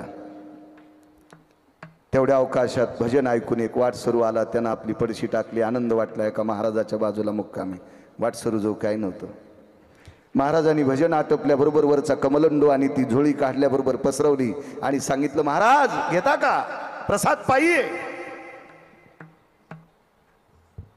आणि ह्या व्यक्तीनं भगव्या रंगाची लंगोटी गुंडाळलेल्या साधूनं आपल्या जवळची भिक्षा देऊन टाकली. आनंद वाटला. वाटसरू हुशार होता. त्यानं विचार केला ज्या महाराजांनी आपल्याला जेवायला रात्री दिले त्या महाराजाची आपण सेवा करू. पाय दाबायला सुरुवात केली. महाराज म्हणले नको. महाराजांनी मनातली मनात विचार केला, 1800 बायकाचा भोग त्यागून इकडे आलोय, ते तुझ्या हातानं कशाला दाबून घ्यायचं अंग. महाराज होते ते. आणि सहज महाराजांनी विचारलं, कुठे चाललात? काही नाही, इथून काही अंतरावर एक मोठी नगरी आहे, त्या नगरीचे राजे गोपीचंद महाराज आहेत, त्यांची आई मैनावती आहे, आणि दर 6 महिन्याला मी त्यांच्याकडे जात असतो.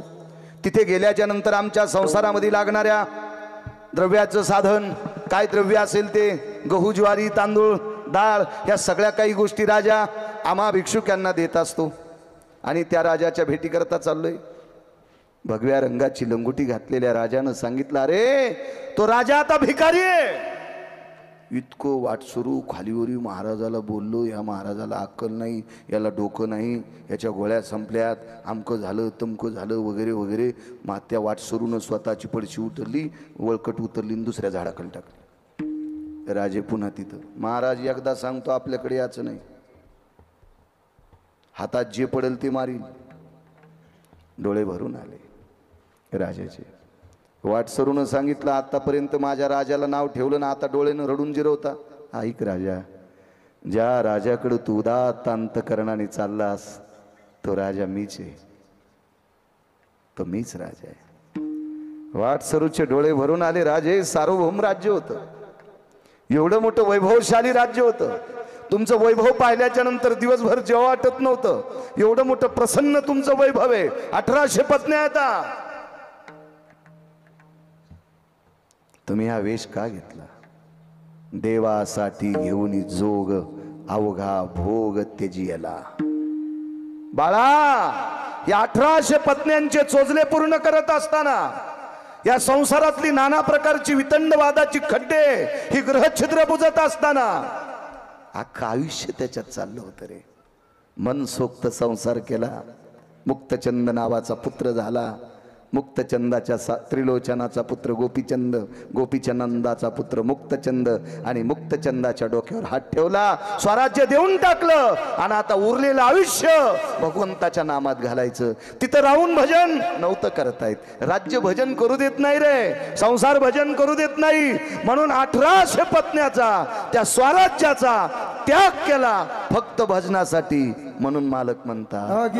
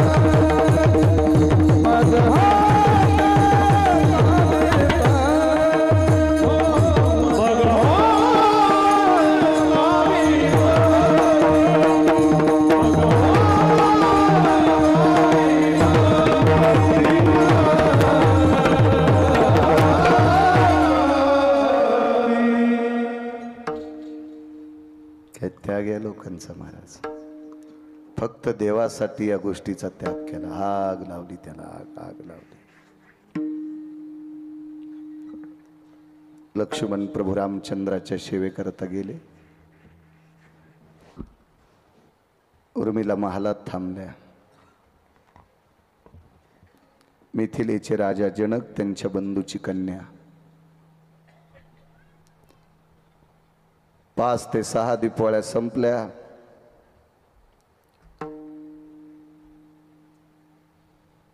राणी साहेबांनी मालकाला सांगितलं, मालक आपली मुलगी मर्यादा पुरुषोत्तम रामचंद्रांच्या सोबत वनवासात आहे. होय, श्रुतकीर्ती, मांडवी आणि उर्मिला तिघींना दीपावळीला घेऊन येतं का?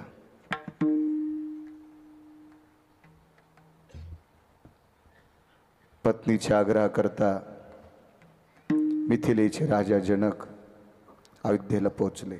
रामायणात शोधायचं नाही, दुसऱ्या पुराणात पहा तर सापडेल.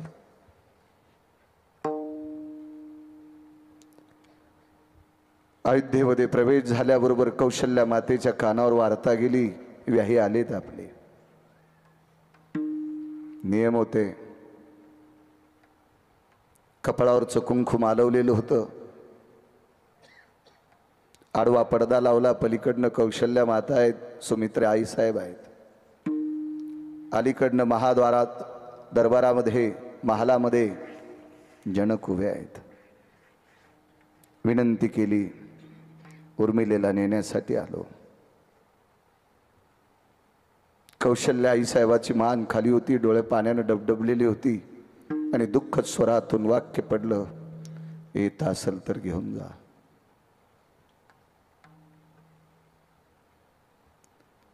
गुमास्त्याच्या हाताने महाल विचारला,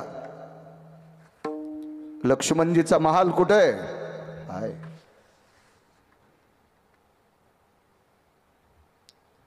एखाद्या दुकानातली सुवर्णाची वस्तू जितकी साफसुथरी असते तितका उर्मिलेचा महाल साफ होता. महाराज उर्मिलेला पूर्ण निसर्गातल्या पूर्ण अकृत देवता प्राप्त होत्या. वायू महाल झाली होता, पतिव्रतेची ताकद आहे, तिची देवावरी सत्ता. माझ्या मावल्यांना मगाशी दुःख वाटलं असेल, आमच्यावर बॉम्ब का टाकला, त्याचं कारण सांगतो. माझ्या माईनो, नवऱ्याचं दर्शन घेणाऱ्या बाईच्या ताब्यात देव असतो. तुका म्हणे पतिव्रतां तिची देवावरी सत्ता.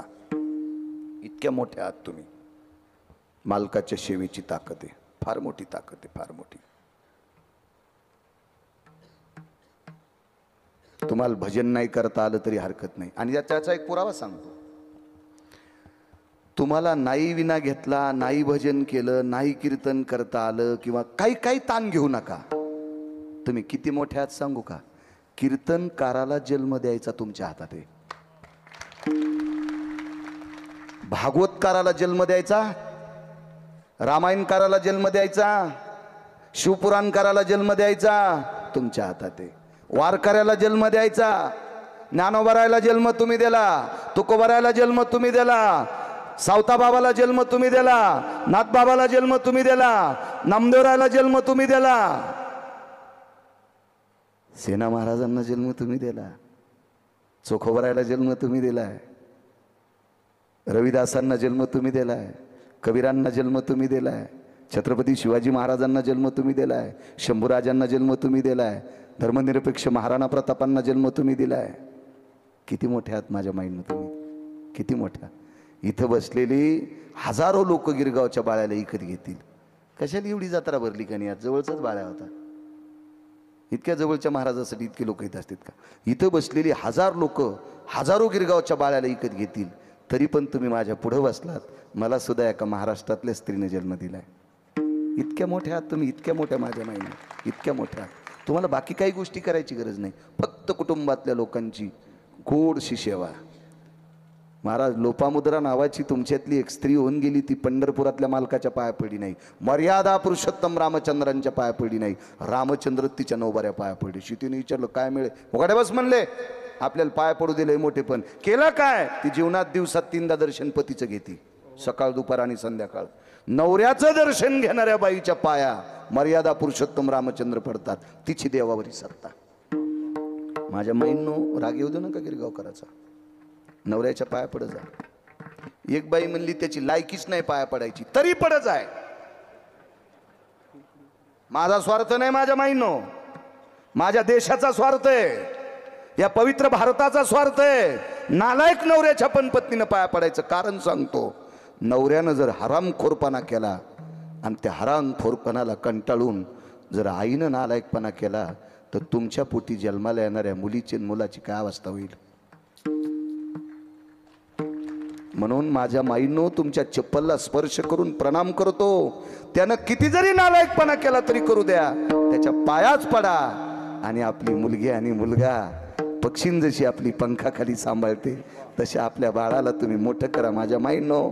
कारण ते भारत देशातले उजळते तारे असतील, या देशातले पवित्र सूत्रधार असतील. याच्या करता हा माझ्या देशाचा स्वार्थ आहे. आणि तुम्ही ऐकू शकता, मुंगळे कोणीकडे थुत्र करून चलतेत, मुंग्या रांगा सोडित नसतात. म्हणून उपदेश मुंगळ्यांना नाही, मुंग्यांना आहे. आता जरासं बरं वाटलं त्याला. पहिल्यांदा म्हणले असते मा या गावातल्या लोकांनी हे मेलेला आणलंच कशाला, आमच्याच बॉम्ब टाकतो. नाही माझ्या माईनो, माझा स्वार्थ आहे.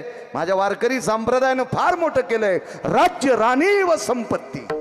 या देशाची संपत्ती कोण असेल तर या पवित्र देशाची स्त्री आहे. याच्या करता म्हणतोय. नाही काय माझं काही घराला घर नाही, तुमचं काही भांडण नाही, कशाला तुम्हाला वाईट. चला, उर्मिलेच्या महालात जनकाने प्रवेश केला. तो महाल बघितला माझ्या माईनो.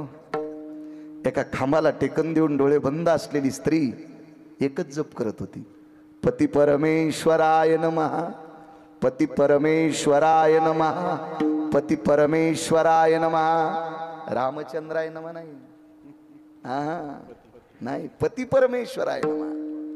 माझ्या माईनो, अंध असणारा नवरा, बाईनं विश्व पाहिलं नाही पट्टी बांधून. नवऱ्याच्या मूर्खपणामुळं डोळे असून विश्व न पाहणाऱ्या पतिव्रता स्त्रीला जंगलात जायची वेळ आली. नवऱ्याच्या सेवेची ताकद आहे का माझ्या माईंनो. भूक लागलेला वाघ, भूक लागलेला वाघ ज्या वेळेला धृतराष्ट्राकडे धाव घेतो, पायाखालच्या वाळलेल्या काड्या आणि पानं चुरगाळत असताना बाईच्या लक्षात आले कोणीतरी हिंस्र पशु आपल्या पतीकडे धाव घेतोय. आणि तात्काळ त्या वेगानं तिकडे जवळ गेली आणि मालकाच्या हाताला स्पर्श केला. महाराज, पतिव्रतेनं मालकाला स्पर्श केल्याबरोबर हिंस्र पशु सुद्धा वापस गेला. इतकी तुमच्यात ताकद आहे. आपल्या पतीच्या स्त्रीच्या वैभवामुळे, पातिव्रतेच्या गुणामुळं हिंस्र पशु सुद्धा तिच्या नालायक पतीला कुरतडत नव्हता. इतकी तुमच्यातल्या पतिव्रतेची ताकद आहे. एवढी मोठी शक्ती आहे तुमच्यात, एवढी मोठी शक्ती आहे. चला, खांबाला हात देऊन आपल्या पतीच्या नामाचा जप करत बसलेली आवाज दिला, उर्मिला. नाही बोलल्या. दुसरा आवाज पडला, उर्मिला. नाही बोलल्या. महाराज, दुःख वाटलं काकाला. एवढा मोठा मिथिलेचा राजा मी पुतणी करता आलोय आणि मी 2 आवाज देऊन बोलत नाही, तिसऱ्यांदा आवाज दिला, उर्मिला. काका, तुमचं काय मत आहे ते लवकर आठवा. कारण तुम्ही जर जास्त बोलत राहिले तर माझ्या भजनाला व्यत्यय येतोय. तुमचं काय मत आहे ते सांगा. महाराज, भाव ऐकल्याबरोबर सीतेला वाट लावत असताना जितके जनक रडले नाही का, तितके उर्मिलेचा शब्द ऐकल्यावर रडू लागले. माय,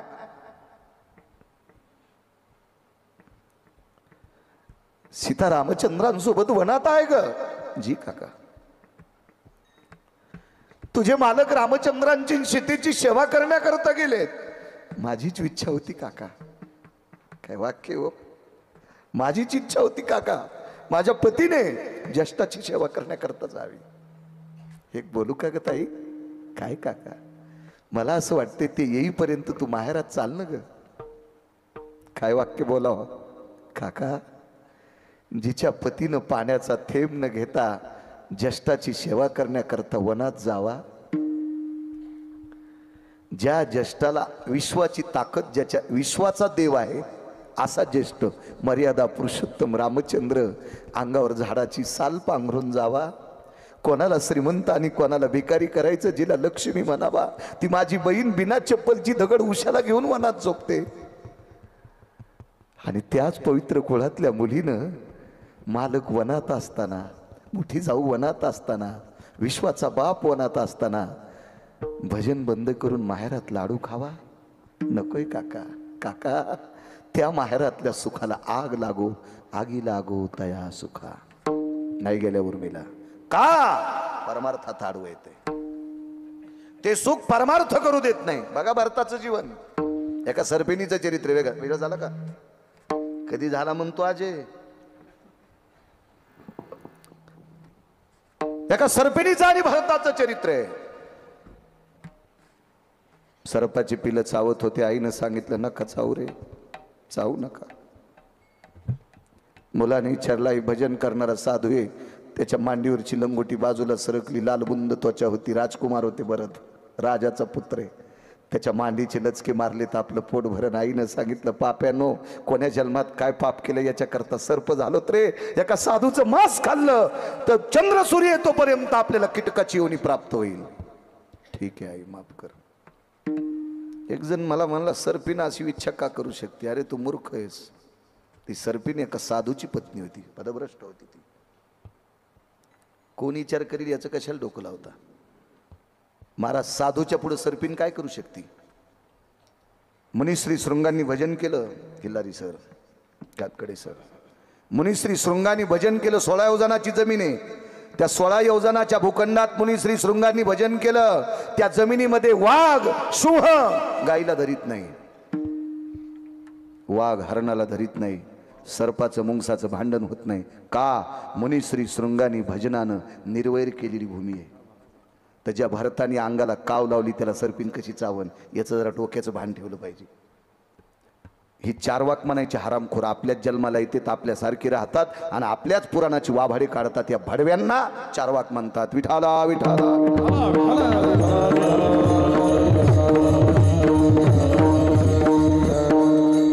भरताला त्या सर्पिणीने विचारलं, राजकुमार, तुमच्या आईने तुम्हाला अयोध्येचं स्वराज्य मागितलं होतं, ते स्वराज्य न भोगता तुम्ही इथं नंदीग्रामाच्या ठिकाणी अंगाला काव लावून का बसलात?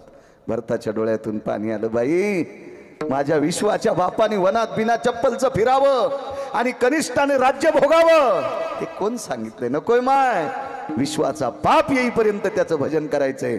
त्या राज्याला आगी लागू तया सुखा. नकोय नकोय नकोय. या माझ्या संप्रदायात 1425 गडी होते. 1425 गडी. फॅक्टरीचा मालक नव्हता. शेतकरी आहे शेतकरी. 3600 एकर, 3600 एकर ऊस आहे.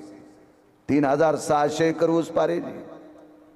3600 एकर ऊस. पुण्याचे आबाजी गुळवे यांची कन्या जिजाबाई. 1425 गडी होते. काय वैभव असेल बापाकडं. पण तुकोबाराच्या संसारात दुसऱ्याच्या शेतात बांधावर पिकलेल्या उमराचे उमर येचून आणायचे आणि ते उमर खाऊन संसार धकीला. पण नाही माहेरात गेल्या. का कशा करता?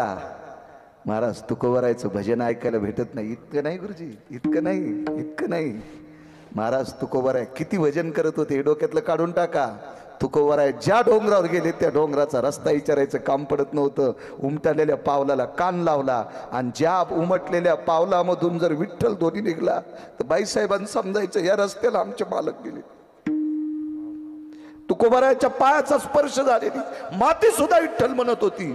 एवढा पुरुषार्थ सोडून बापाच्या वैभवाला आग लागो, आगी लागो तया सुखा, जेने हरी नये मुखा. जा माझ्या नामदेवरायच्या जीवनात. बादशाहकडे वडील सरदार होते.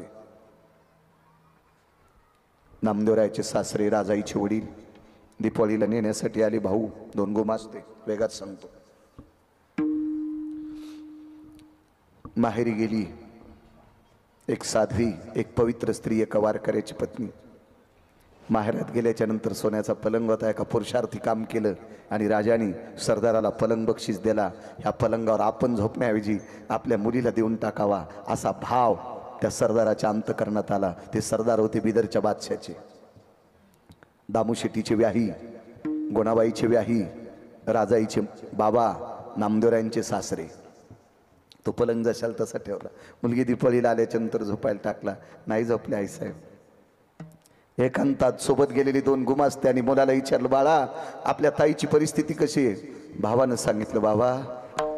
मुलानं सांगितलं बाबा मी सांगू शकत नाही, कारण बहिणीनं भावाला सांगितलं होतं तुला माझी शपथ आहे, माझी परिस्थिती जर आई बाबाला सांगशील तर बहीण मेलेली ऐकशील.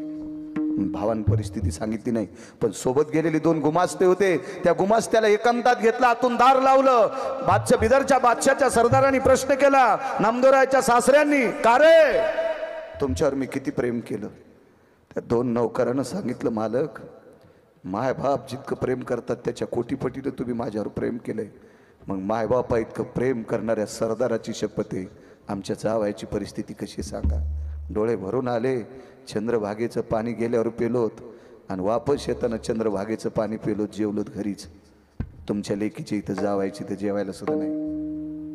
बापानं त्या दिवशी मुलीची हजेरी घेतली.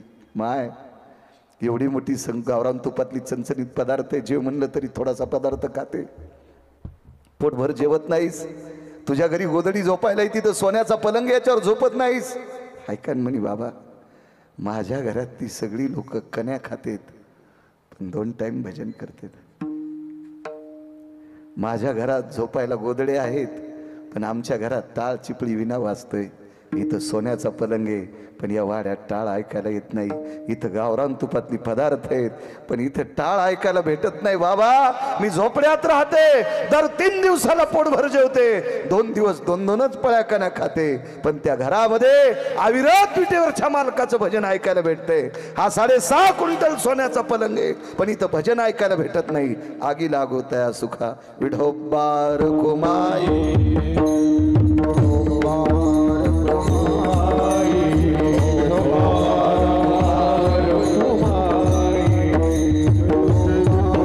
मोठ्या 2 मिनिट बसा 2 मिनिट बसा.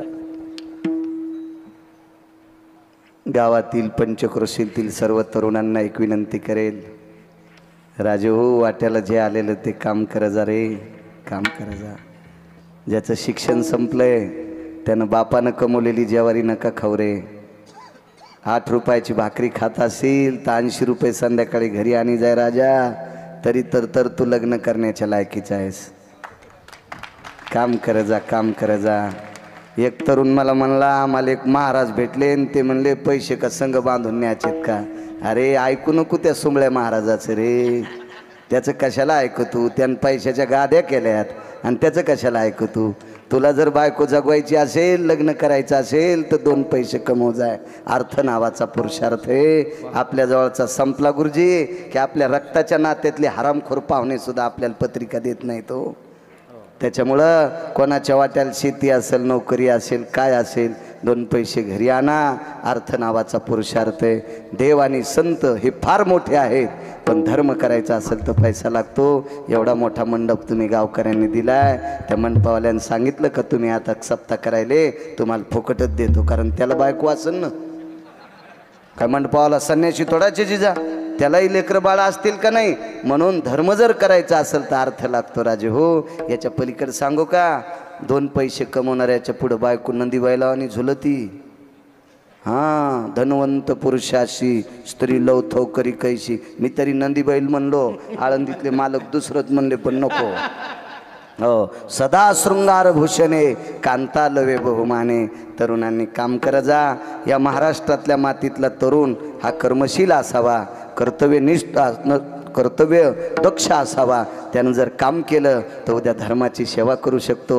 एखाद्या पवित्र संतांच्या पुण्यतिथीला तो अन्नदान करू शकतो. उदात्त अंतकरणाने आपल्या संसारातली लोक घेऊन, गाडी घेऊन आळंदी, पंढरी, देहू, पैठणला दर्शनाला जाऊ शकतो. कोणाच्या पुढे हात पसरायची गरज नाही, लाचारी करायची गरज नाही. म्हणून काम करत जावा ही तरुणांना विनंती करतो. मोठ्या उदात्त अंतकरणाने एवढा मोठा वैभवशाली हा ज्ञानयज्ञ तुम्ही भरवला. तुम्हाला कोटी कोटी प्रणाम. मला वाटते उद्या गुरुवर्य श्री गुरु जीर्ण मंदिराचा जीर्णोद्धार, जिथं मंदिरच नाही तिथं मंदिराची उभारणी, गौ मातेची सेवा आणि दीनदुबळ्यांची सेवा करणाऱ्या विश्वाच्या मालकानं पाठवलेल्या देवदूताचं उद्या कीर्तन आहे. श्री गुरु पाचपोर बाबा माझ्या अंतकरणातलं अत्यंत सात्विक रत्न, मी त्यांचं ऐकूनच गौशाळा बांधली. अजयला माहीत आहे, मी श्री गुरु पाचकोर बाबांचा आदर्श घेऊन मी स्वतःच्या शेतात गौशाळा बांधली. 100 गायी बसतील असं सुंदरसं सुरेल बांधकाम केलं. बऱ्यापैकी आता गायीत वाढवत हळूहळू वाढविल आणि त्या जितक्या जोपासता येतील तितक्याच घेईल. नाही तर उगं लोकांनी बरं म्हणावं म्हणून गायी आणल्या आणि गोचडं आत्महत्या करायला निघाले. तर गोचडायला विचारलं तुम्ही कुठं चालले? म्हणले मी आत्महत्या करायला चाललो. का? गाईला आम्हाला प्यापुरतंच रक्त नाही, त्याच्यामुळे आम्ही आत्महत्या करायला चाललो. असं करू नका. आपल्याला जितकं सांभाळता येते तितकं करा. पुन्हा एकदा सांगतो, ज्याला 10-5 एकर जमीन आहे त्यानं त्याच्या दारात एखादी गाय बांधा. एक सांगतो, ज्याला नोकरी आहे त्यानं त्याच्या बंगल्यापुढे एक गाय बांधा ना. काय बंगला पडल का त्याचा? पगार आहे ना तुला रे. एक गाय सांभाळ रे, एक वासरू सांभाळ. वासरू सांभाळ, तुझे पूर्वज तुला आशीर्वाद देतील. गायीची साधना, गायीची उपासना श्री गुरु पाचपोर बाबांकडनं मी शिकलो. उद्या त्यांचं कीर्तन आहे. अशीच गर्दी करा ही तुम्हाला विनंती करतो. आणि गावकऱ्यांनी मोठ्या उल्हासात एवढा मोठा यज्ञ केला. गावकऱ्यांच्या वतीनं अजय लवडे गरजा महाराष्ट्र तो चॅनल चालवतोय, त्यानं मला संपर्क केला. त्याच्याकडं ते पुन्हा उद्योगी आहेत, ते त्याच्याकडं मला वाटते वरद का विघ्नहर कलरचं दुकान सुद्धा आहे, काम करतोय ते. मला रिकाम एक पोरग माझ्यासोबत 8 सोबत होतं, 8 दिवस होतो.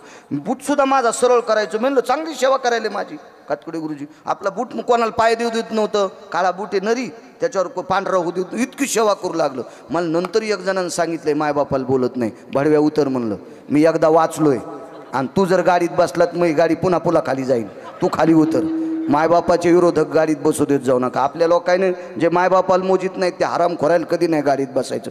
एक सांगू का तुम्हाला, राग येऊ देऊ नका तरुणांनो. मायबापाची सेवा करणाऱ्याचा मी आदर करतो, काय नवलाची गोष्ट नाही. माझ्या देहूतले मालक पाया पडतात. नमो तया माता पित्याचे पालन आणि नमो त्या वचन सत्यवदे. आईवडिलाचं दर्शन घेणारा जगात सर्वश्रेष्ठ आहे, सर्वश्रेष्ठ. उपस्थित आमचे गिरिजनात मृदंगाचार्य, मोठ्या वैभवशाली परंपरेत श्री गुरु माझ्या गुरुवर्य प्रति शांती ब्रह्म एकनाथ महाराज असे श्री गुरु भास्करगिरी बाबांच्या सानिध्यात असतात. आदरणीय हरिभक्तीपरायण आकाश महाराज असतील, पाठीमागं सुद्धा मृदंगाचार्य आहेत, गणेश महाराज आहेत. तुम्ही हे सगळी मृदंगाचार्य रथी महारथी लोक आहेत. अहो एक एक गौसत नाही. तुमचं गाव किती नशीबवान. इथं 5-50 मृदंगाचार्य महाराज. या श्री गुरु शंकर बाबांची कृपा आहे, एवढ्या मोठ्या साधूची कृपा आहे. एवढी मोठी मृदंगाचार्य इथं बसलेले आहेत. पंचक्रोशीतून आपला अमूल्य वेळ खर्च करून आलेले तुम्ही माझ्या ज्ञानोबाराय तुकोबारायचे उपासक, तुमच्या चरणी साष्टांग दंडवत. एक सांगतो माझ्या माईंनो, भंगिऱ्याचं ऐकून काही बी उपास धरू नका बरं. भंगिऱ्याचं ऐकून उपास धरू नका. उपास 24 एकादशा, 5 परवान्या, अर्ध उपवास, 1 तास 1 टाईम जेवून सोमवार, शक्य असला तर प्रदोष. याच्या व्यतिरिक्त उपवास माझ्या ज्ञानोबाराय तुकोबाराने सांगितलं नाही. आणि ते उपवास धरल्यावर जर पैसे भेटत असतील तर मला सांग माहिती उपवास कोणता आहे तो. असं काय नसते. उगं हेमोग्लोबिन कमी कर, व्यसनी नाहीत तरी आपल्या बायका आजारी पडतात. ह्या भंगिरेनं सांगितलेले वृत्त करतात. करू नका. तुमच्या चपलाला हात लावून प्रणाम करतो. फक्त माझ्या ज्ञानोबाराय तुकोबारानं सांगितलेलेच उपास करा, त्याच्या व्यतिरिक्त वेगसुद्धा करू नका ही तुम्हाला विनंती करतो. सर्वांना प्रणाम करतो. गावकऱ्यांना पुनश्च एकदा धन्यवाद देतो. एक छोटंसं गाव आहे. खरं तर त्यांचा विचार केला, या गावानं एवढा मोठा सप्ताह करणं म्हणजे नातवानं आज्याला कडाल घेणं. गुरुजी नातवानं आजोबाला कडेवर घेणं. फार छोटंसं गाव आहे. 700-800 मतदान म्हणजे गावाचं आहेच काय किती परिस्थिती. आणि एवढं मोठं वैभवशाली केलं. असं तुम्ही परमार्थात वैभव दाखवता, याबद्दल तुम्हाला प्रणाम. नाही तर असे लय हरामखोर आहेत. एक जणानं गोव्यात पोरीच्या वाढदिवसाला 32 लाख